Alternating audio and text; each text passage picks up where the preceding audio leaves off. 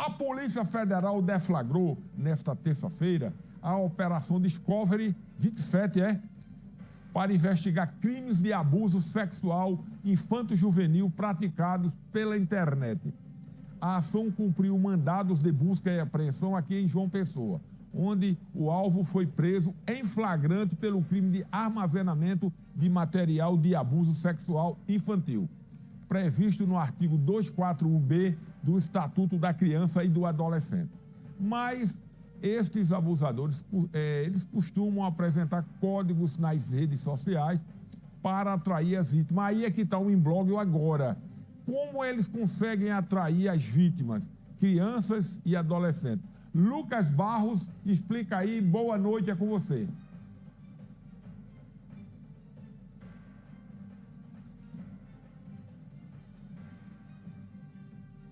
Oi, Vinícius. Boa noite para você, boa noite para todo mundo. Eu estou aqui com a psicóloga Vitória Linhares, que vai explicar para a gente, né, Vinícius, quais são esses códigos, né, que esses abusadores usam. Ela que é psicóloga e faz um trabalho voltado para crianças. Vitória, boa noite. O que é que esses abusadores cometem, né? O que é que eles demonstram que dá para identificar? Boa noite a todos.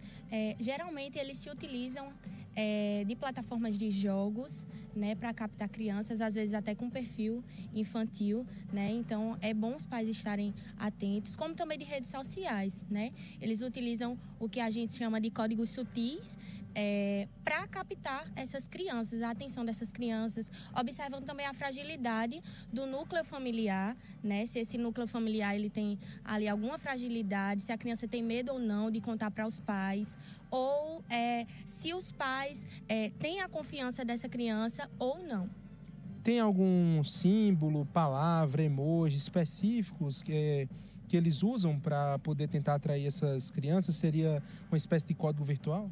Sim, tem vários códigos, né? E alguns deles são as frutas, né, que têm conotação sexual, algumas frutas que possuem conotação sexual, o emoji de um gato, um coelho, que dependendo do contexto também podem ter conotação sexual, o emoji do envelope, né, que pode ser um pedido para fotos para essas crianças, né, fugindo ali do algoritmo das redes sociais, como também do cadeado, né, que seria o sigilo, o privado. Me fala uma coisa, Vitória, como é que os pais podem aprender, né, a reconhecer essas linguagens, né, disfarçadas nas conversas digitais? Às vezes tem pais que não têm total domínio, né, do celular, não tem muito conhecimento. Sim. Eu observo que vai muito além do que observar apenas esses emojis, né? Esses comentários. Seria observar a rotina e os comportamentos também da criança.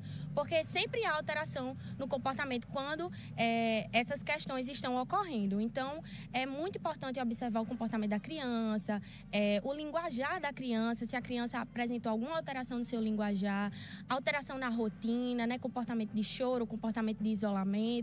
É muito importante a gente observar essas questões. Para evitar qualquer tipo de constrangimento, né, uma situação como essa, o ideal é que os pais estejam ali monitorando os filhos enquanto eles estiverem online, né?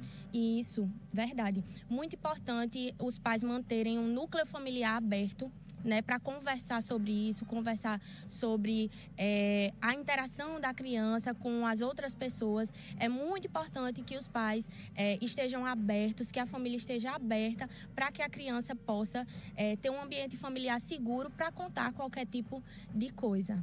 Muito obrigado, viu, Vitória? Criança não tem maldade, né, Vinícius? Então, para evitar qualquer tipo de situação, né, como essa, o importante é que os pais fiquem atentos ao celular, né, da criança na hora que ela estiver usando, para evitar qualquer tipo de situação, né, que essas crianças não sejam abordadas por esses abusadores que estão por aí de plantão. Volto com você, viu, Vinícius? Criança, né, rapaz? E os adolescentes, né? E tem tanto, lamentavelmente, tem público, infelizmente, para isso. Porque a lei é branda, a lei é frouxa. Eu estou falando um linguajar bem rasteiro. Se a pena fosse rigorosa para quem assiste e para quem divulga, a coisa era outra. Mas eles apostam na impunidade. Não é, a pena é primário, na primeira oportunidade, aí não é uma coisa rigorosa mesmo, de 30, 40 anos de cadeia, né? E, infelizmente, em alguns casos, é minoria, mas tem pai e mãe que concordam com isso, que ganha dinheirinho, viu? Que expõe a filha, que leva até para os prostíbulos. Já teve caso que eu fiz matéria. Ou quer dizer que eu diga aqui onde foi. A mãe ficava na esquina vendendo a filha. Aí foi presa a mãe e a criança foi levada para o conselho tutelar. O pai também, não é? Ó?